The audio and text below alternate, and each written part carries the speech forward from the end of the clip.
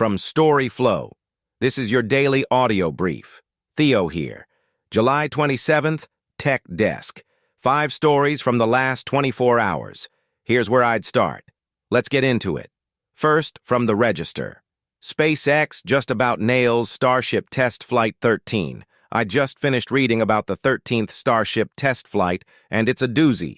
So, it took off at 5:51 p.m. Texas time, and after an hour and 5 minutes, it made a controlled splashdown in the Indian Ocean. But what's really interesting is that it was able to gather critical data on the performance of its heat shield, which is crucial for reusability. They also simulated a mission that lands at Starbase, which is a big step towards future missions that launch and land at the same facility. The test also saw SpaceX try out a new routine for deorbiting the Super Heavy booster, which didn't quite go as planned. It had a hard splashdown in the Gulf.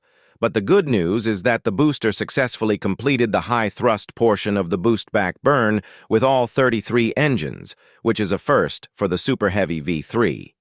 After separating from the Super Heavy, Starship used its 6 Raptor engines to reach desired speed and orbit, and then deployed 20 Starlink V3 satellites.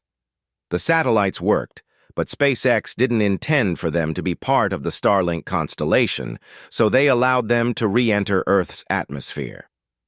Starship also performed some other cool tricks, like starting one of its Raptor engines while coasting through space, which is tech that will be needed for future missions. The success of this test is a big step towards making Starship reusable, and SpaceX boss Elon Musk is already talking about the next test flight, where they hope to catch the Super Heavy booster with robot arms at Starbase. Next, second, from SiliconANGLE. NVIDIA is putting its Vera CPUs to work alongside AI agents to speed up chip design. So NVIDIA is using its own Vera CPUs to run the software that designs its next-gen graphics processing units. What's interesting is that they're doing this in tandem with AI agents, which is a pretty new approach. Normally, chip design is a complex and time-consuming process, but by using their own silicon and AI, NVIDIA is trying to speed things up.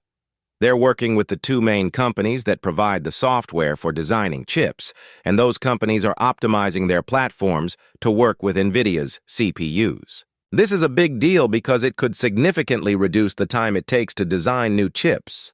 The current process involves a lot of trial and error, and it requires a huge amount of computational power. By using AI and their own CPUs, NVIDIA might be able to make the process more efficient and get new chips to market faster. It's also worth noting that NVIDIA is using its own CPUs for this process, rather than relying on other companies' hardware. This suggests that they're confident in the abilities of their Vera CPUs and think they can handle the complex task of chip design. The fact that the big EDA software providers are on board with this is also a good sign.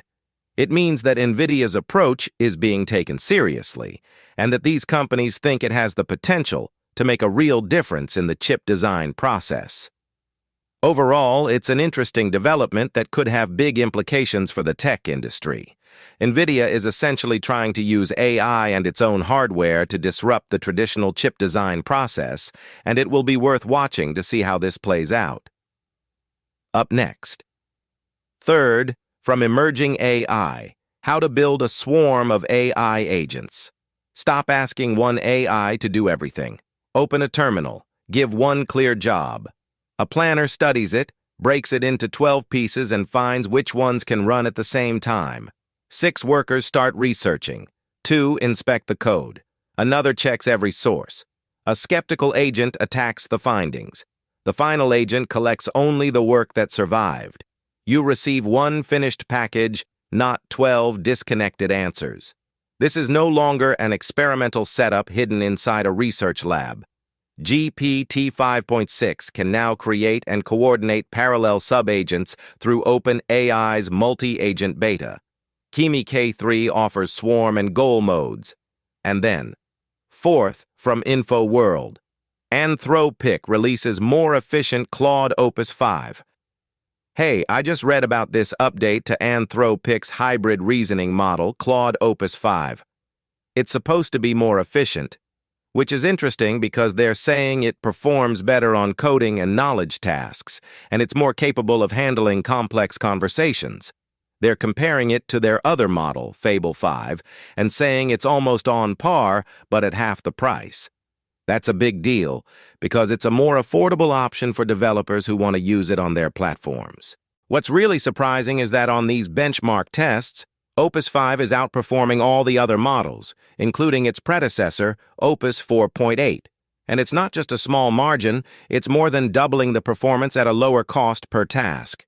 That's a significant improvement, and it's making me wonder what's changed under the hood. Is it a better architecture? Improved training data? Whatever it is, it's clearly paying off. One thing that's worth noting is that the pricing for Opus 5 is the same as its predecessor, which is a big plus for developers who are already using Anthropic's models. They can just upgrade to the new version without having to worry about a price increase. And with the release of 2 new updates in beta, it's clear that Anthropic is continuing to iterate and improve their models. I'm curious to see how this plays out in the long run. Will other companies be able to match Anthropic's performance and pricing? And what does this mean for the future of AI development? Next, 5th, from the Register. Foxconn drops VMware, adopts hyper-converged upstart Arcafra for workloads including AI. Here's the recap. I've been digging into this news about Foxconn, the Taiwanese mega manufacturer, and they've made a pretty significant switch. They've dropped VMware and adopted this upstart hyper-converged infrastructure vendor called Arcafra for some of their GPU virtualization workloads and remote offices. Arcafra launched just a couple years ago and has already earned a spot on Gartner's market guide for full-stack HCI software.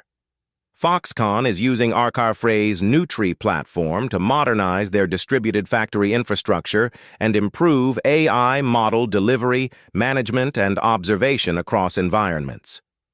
The interesting part is that Foxconn considers AI a critical part of their plans, and they're using Arcafra to accelerate model deployment, improve operational visibility, and build a scalable foundation for future AI and intelligent manufacturing workloads.